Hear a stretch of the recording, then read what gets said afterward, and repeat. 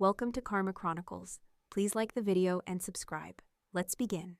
I was hunched over a folding table in my site trailer, flipping through blueprint revisions for our eco-housing build in Southwest Denver, when my phone buzzed with a group chat notification. Chen Family Safari 2024. I didn't recognize the name. I tapped it. First message was from my sister, Olivia. Can't wait for our luxury safari next month. Then my brother, Ethan. Private guides, 5-star camps.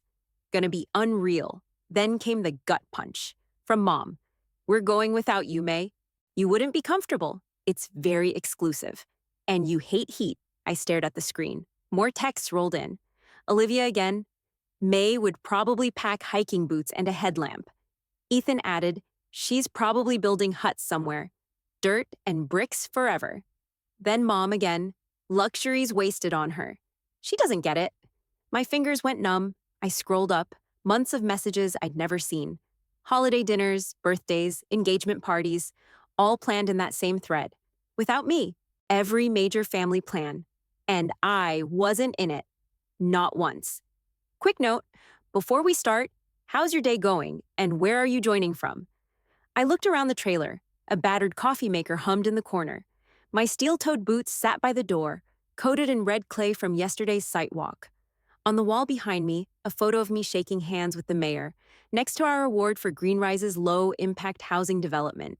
Another frame held a Washington Post feature, The Future of Sustainable Cities. And on my desk, the signed federal contract for our $1.2 billion grant. They thought I didn't understand luxury, but I was building the future from the ground up. I typed one message, have a great trip. Then I stood, grabbed my phone, and dialed my operations manager.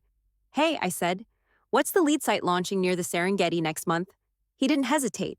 ECOHAVEN Phase 1, Tanzania, our first luxury green resort. Grand openings mid-April. Good, I said. I want to be there. Personally, I hung up and looked back at my phone. They could have just said they didn't want me there, but they went out of their way to remind me I didn't belong. Fine. Let them have their safari. They'd booked a front row seat to a kingdom I built. They just didn't know it yet. 3 weeks later, I was in our Denver HQ sitting in the glass conference room overlooking the city skyline when the final guest list hit my inbox. Chen family, all 5 of them, my parents, Olivia and her fiancé, Ethan, booked through a luxury safari tour operator that had signed on as an official partner for our ECOHAVEN Resort launch in Tanzania. Their reservation, Serengeti Suite, $12,000 a night. Infinity pool, private butler, direct views of the migration route. And not a single clue it was my company that built it. I called the guest relations director in Tanzania. Hey, Sienna, the Chen family, they're on the incoming VIP list. She checked.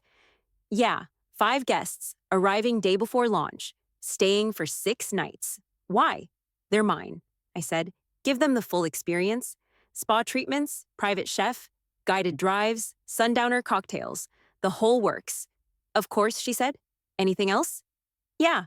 Make sure they're all seated for welcome night dinner before I walk in. There was a pause. I could almost hear the grin on the other end. Understood, she said. After I hung up, I booked my flight, packed my linen blazer, and threw in my work boots. Always bring boots, even to a luxury resort. The flight was brutal. 18 hours through Frankfurt with a 2-hour layover that turned into 4. I didn't sleep much. Too many thoughts, too many memories, too much adrenaline. I kept replaying their texts in my head. You wouldn't be comfortable? Maybe not. But I wasn't flying 12,000 miles to be comfortable. I was flying there to make a point. We touched down in Arusha just after sunset. Warm air hit me the second I stepped off the plane, thick with dust, dry heat, and a wild scent I never got tired of. A driver from our resort held a placard that read, Greenrise Executive. I waved him over and climbed into the Jeep.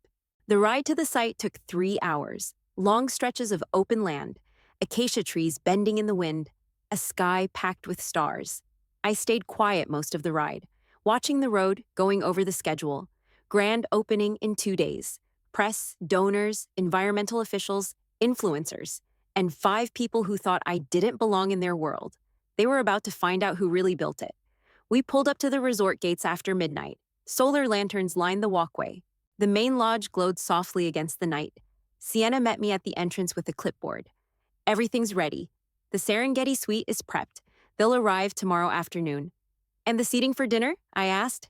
Already arranged. They'll be in the front row. I nodded. Good. She looked me up and down. You really want to surprise them like this? They cut me out of their world, I said. I just want them to see the one I built. I walked to my villa, the founder's suite. Same view as theirs, same luxury finish. But unlike them, I knew every inch of concrete, every solar panel, every local hand that helped build this place. I set my boots by the door and opened my laptop. Tomorrow was showtime. By sunrise, I was already out walking the grounds. The EcoHaven site looked damn near perfect. Solar-paneled villas curved with the land, not against it. Native trees, grasses, and flower beds lined the paths, all chosen by local conservationists. Hand-carved stone, reclaimed wood, woven textiles from village cooperatives. Every detail had a reason, a purpose. This wasn't just a luxury resort. It was a blueprint for how tourism could give more than it took. I double-checked the welcome dinner layout, tested the lighting, walked the main pavilion twice. No loose ends, nothing half done. By late afternoon, I got the call. The Chen party has arrived. I changed into a tan linen blazer, black slacks, boots cleaned but still scuffed, not hiding who I was. I tied my hair back, no makeup. I didn't need to play a part. I just needed to show up. The sun was setting when I walked down the stone path toward the dining pavilion. Torches lit the walkway, soft drums played in the background, staff served cocktails on silver trays. Inside, my family was already seated, front table, full view of the sunset. I stood just outside the entry, took one breath, then walked in. The first to see me was Olivia, her eyes locked on mine. Then Ethan, then Mom. My mom's glass froze midair. May, she said, almost like she wasn't sure I was real. What are you doing here? I stopped at the edge of their table. Welcome to EcoHaven. They stared. No one moved. I built this. Olivia blinked hard. Wait. Built? Like, your company? I nodded. Greenrise Global. This is our flagship site. Ethan gave a weird laugh. But you're in affordable housing, right? And sustainable resorts, I said. This project cost $140 million. It created over 400 local jobs. My dad leaned back, eyebrows raised. Why didn't you tell us? I looked him straight in the eye. Would you have listened? No one answered. The server came by with wine. They waved it away. Olivia's fiancé, Derek, I think, looked like he wanted to disappear into the chair. I stayed standing. Let it sit. Let it burn. Ethan cleared his throat. So, you run all of this? I designed it, funded it, launched the build team. My ops lead runs daily logistics. But this is mine. Mom looked around the space like she was seeing it for the first time. The polished stone floors, the locally dyed linens, the open-air view of the plains. You never said, she trailed off. You never asked. Olivia looked down at her napkin. You always seem so busy with, housing for underprivileged families. We didn't know you were in the resort game. I shrugged. You never showed interest in anything I do.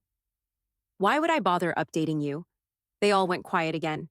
The resort manager came up behind me. Miss, Chen, the media group is here. Thanks. I'll be over in 10. When he walked off, I turned back to my family. I wasn't hiding anything, I said. You just never saw me. Then I gave a small nod and walked toward the patio. Let them sit with it. Let them feel what it's like to be on the outside just for once. I came back to the table just as the second course was being served. Grilled local fish, coconut rice, roasted vegetables. The lanterns hanging from the wooden beams swayed in the breeze, casting gold shadows across their stunned faces. Nobody said anything for a while. Just forks scraping plates, glasses clinking soft. Then Ethan leaned forward. So, how long have you been working on this place? 3 years, I said, taking a sip of water. Planning started during the pandemic. Broke ground last spring, Olivia rested her elbows on the table. This whole thing was your idea? I proposed the first concept sketch to the Tanzanian Tourism Board. They approved funding for local partnerships. We built the rest from private capital and green development grants. Mom shook her head like she still didn't believe it. You run all this from Denver? And Nairobi. And once a month in person. I do the ground inspections myself? Olivia frowned. But you were living in that tiny apartment last year. I still am, she looked confused. Why? Because I don't care about zip codes. I care about impact. She gave a tight little laugh. We thought you were barely getting by with your community builds. You never asked, I said. Not once. They went quiet again. I pulled my phone from my bag, opened my media folder, and set it on the table. Photos, me standing with Tanzanian officials. Me at the groundbreaking with hard hat and boots. The master plans. The soil restoration grid, ribbon cutting. I swiped again. Me on stage at the UN Climate Summit, standing at a podium beside representatives from Germany and Kenya. Mom reached for the phone like it might disappear. You were at the UN? 4 times. Why didn't you tell us? She whispered. Because you were busy planning trips I wasn't invited to. Ethan sat back, arms folded. But you live so simply. You wear the same watch from high school. That watch still works. But you could afford a house in Cherry Creek? Probably too, but I believe in purpose over image. Olivia crossed her arms. Okay, but you never explained any of this. You didn't exactly make it easy to know what you were doing. I stared at her. Did you ever once pick up the phone and ask? She didn't answer. Y'all talk about me like I'm a cautionary tale, I said. Like I gave up comfort to chase some naive dream. But this place? These people? This mission? It's not a phase. It's my life. The fire pit popped behind us. Somewhere in the distance, a lion roared. No one moved. I've been presenting to world leaders while you were mocking my dirt and bricks. I've been scaling multi-continent partnerships while you were planning group chats. I was never in. Ethan rubbed his face. Damn. Olivia's fiancé finally spoke. Honestly, this place is unreal. I looked at him. It should be. It cost $140 million and took 250 workers to build it in 12 months without disrupting the environment. Mom placed her napkin on the table. I didn't mean to shut you out. You didn't just shut me out, I said. You decided who I was for me. And it was easier to believe I was small. No one argued. The server brought out dessert, papaya tart, cinnamon tea. Nobody touched it. I stood. I've got sunrise inspections tomorrow. If you want the full tour, meet me at 6. Wear boots. May, Dad said quietly. You've done something incredible here. I know. Then I walked out into the dark, the lanterns behind me flickering against the bush. Let them sit with the truth. I was already standing by the Jeep when they showed up.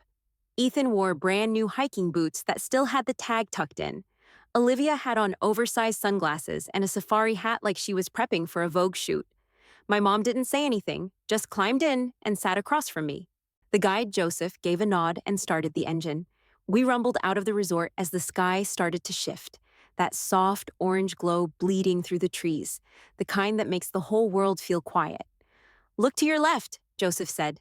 Lioness with cubs. My family stared, mouths slightly open. The lions were maybe 50 feet away, curled up in the tall grass like house cats. That pride's been nesting there for years, I said. We rerouted the road to avoid their territory. No fences, no noise disruption. Ethan turned to me.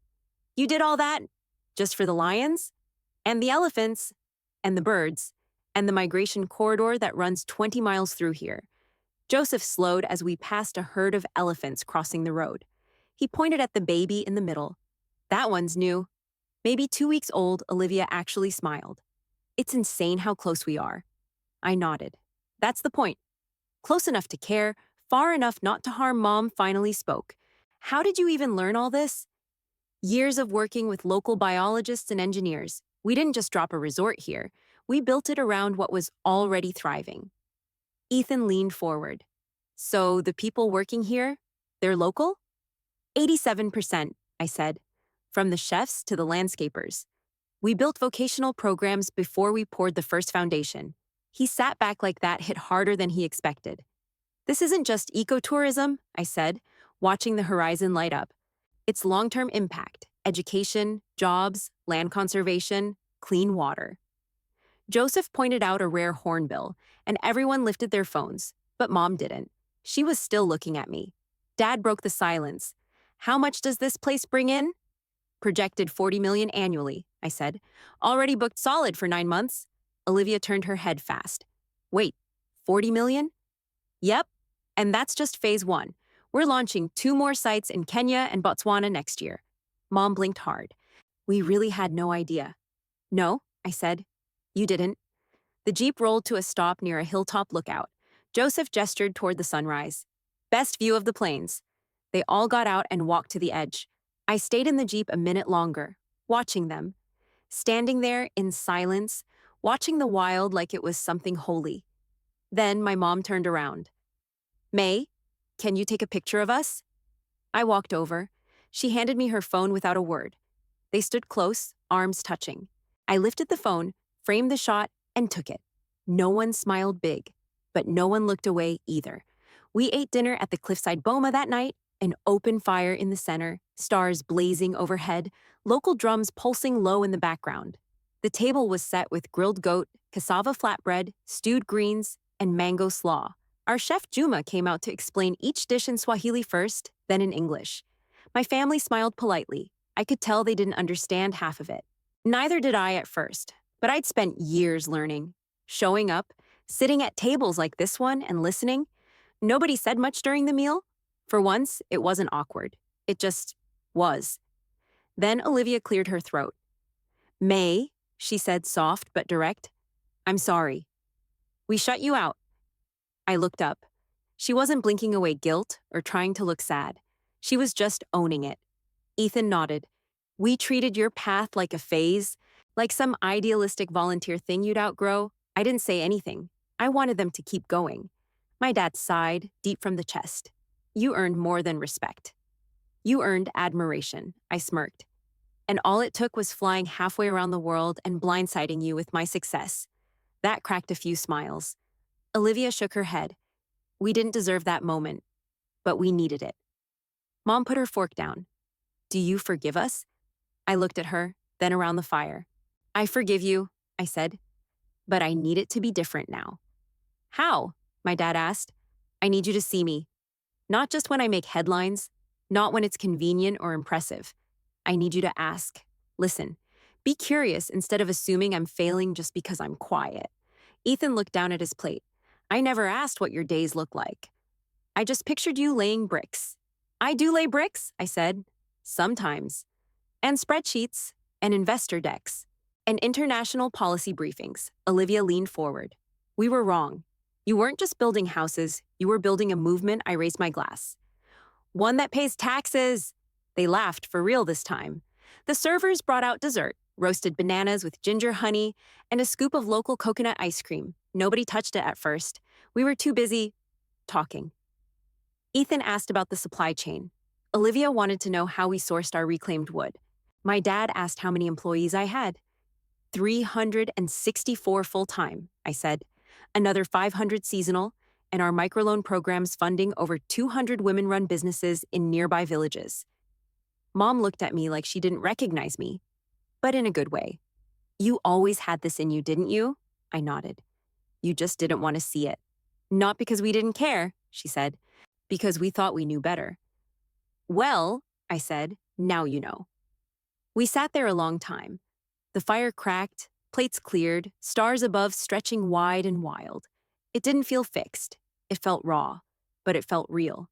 And real was enough. The next morning, I walked them through the rainwater reclamation site. Ethan was the first to ask real questions. So, all the water for the villas comes from this? Filtered, pressurized, and UV sterilized on site, I said. We store enough to last 5 dry months without pulling from the local system. He nodded slowly. That's wild.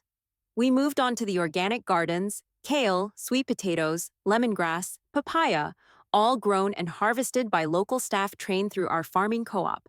Olivia trailed behind, touching everything. This doesn't feel like a resort, she said. It feels like its own world.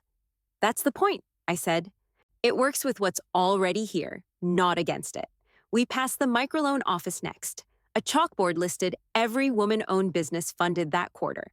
Tailors, soap makers, weavers, farmers. My mom stared at the names. Do they really all live nearby? Within a 20-mile radius, I said. Some of them walk here to make their repayments. We hired local translators so no one has to speak English to qualify. She took a picture of the board. Didn't say much, just nodded. By day 3, Ethan asked if he could visit the operations hub. I took him myself. He walked through the control room, solar meters, air quality sensors, real-time data feeds from every system. "This is insane," he said. "Your people manage all this?" "Not my people. Our people. Most of the systems were designed by engineers we trained from Arusha Tech." He just shook his head. "I had no idea you were doing all this." I shrugged. "You never asked." Later that afternoon, Olivia pulled me aside near the garden wall. "How would someone get involved? Like financially?" I raised an eyebrow. "You want to invest?" "Maybe. I mean, this is the first thing I've seen in years that doesn't feel like bullshit." I didn't say yes or no. I just handed her a brochure. "Start here." Even Mom changed. She asked for a full tour of the wellness spa, the infinity pool, the essential oil distillery, the treatment rooms made from rammed earth and recycled glass. "I'd like a picture in front of the spa sign," she said. As a proud mother, I took the photo myself. She stood tall, shoulders back, like she finally wanted to be seen with me. That night, I hosted a tasting dinner. Chef Juma came out in his linen apron and introduced a 5-course menu: wild mushroom samosas, smoked tilapia, banana curry, roasted aubergine, and a hibiscus sorbet to finish. We sat at a private table under the open sky, soft lanterns glowing between us. I raised my glass. "To building things that last." My dad clinked his against mine. "And to the woman who made this place possible." Nobody corrected him. No one called it luck. No one made a joke. We ate, we laughed, and for the first time, they didn't treat me like the underachiever in the family. They saw me, really saw me. On the flight home, Olivia leaned over from her aisle seat. "So, next time we do a trip," she said, "can you pick the place?" I raised an eyebrow. "You sure you want dirt and bricks again?" She smirked. "Honestly?" I kind of loved it. She wasn't joking. Ethan popped his head over the seat from the row behind us. "Also, when you're back, I need help. We're planning to expand the clinic, and I want it to be fully green. Solar, recycled materials, low water use, all of it. Text me," I said. "I'll send specs and walk you through design." "Really?" "Yeah, really. It's what I do." My dad sat by the window, reading something on his tablet. I peeked. He had 4 tabs open, all articles about Greenrise. One was a piece I wrote for a UN Energy Forum. He didn't say anything, but I caught the look on his face. Pride, real pride, not the forced kind. When we landed in Denver, my phone buzzed as soon as we got service. New name, Chen Family Journeys. They'd renamed the family group chat. I opened it. Olivia had posted a carousel of safari pics: lions, sunsets, the resort gardens, and one of me standing barefoot at the cliffside boma. Caption: "Can't believe our sister built all this." Hashtags: #Greenrise, #proud of you, #May built this. I didn't reply right away. I just stared at the screen for a second, letting it hit. A week later, they all came to my loft for Sunday lunch. I cooked stir-fry tofu, rice, grilled bok choy. They brought drinks, dessert, and a whole new energy. Ethan walked in with blueprints rolled under his arm. Olivia brought a notebook. Even my mom handed me a folder. "I printed some articles," she said. "I thought you might want to see how they're covering you." I took the folder. "Thanks, Mom." We sat at my kitchen island, eating, talking, no phones out, no interruptions. They didn't steer the conversation back to themselves. They didn't pivot away when I explained our green insulation process or our training model for local builders. They stayed in it. They wanted to hear it all. Olivia leaned in. "What's your next project?" "Rural clinics in Ghana." "Solar powered, built to double as schools during the off hours." My dad nodded slowly. "And you're leading that too?" "Start to finish." No silence, no awkward glances, just straight up curiosity.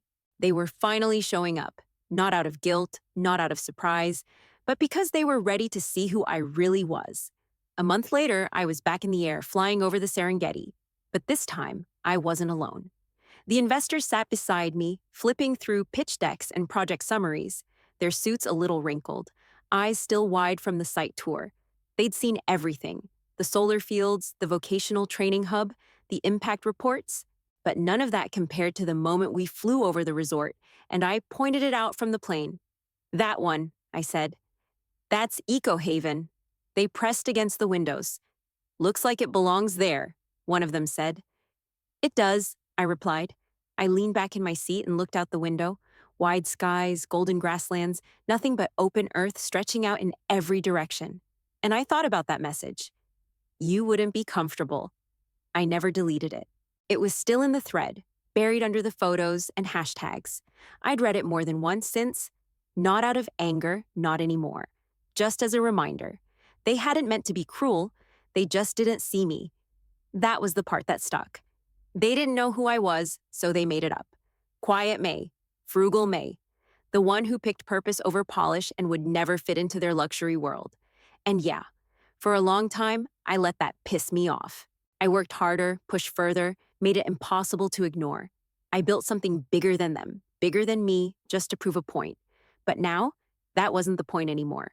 Because the real win wasn't the resort, or the $40 million revenue, or even the press. It was the shift.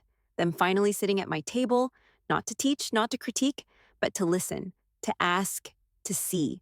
Success didn't just change my career. It changed the way they spoke to me, looked at me, and that's the part nobody tells you.